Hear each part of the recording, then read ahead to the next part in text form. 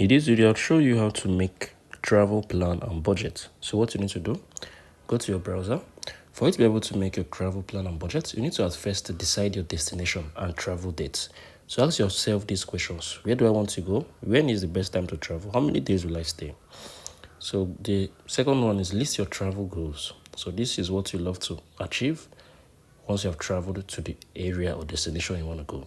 The third one is to research and estimate your cost. Cost for transport, cost for accommodation, for food, activities, and all of it.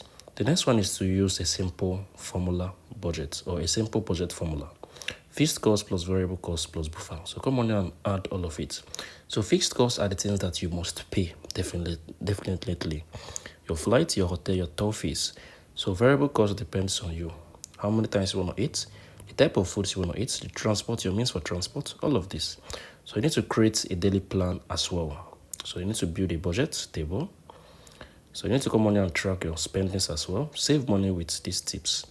So if you found this really helpful, please make sure you like, share, and subscribe.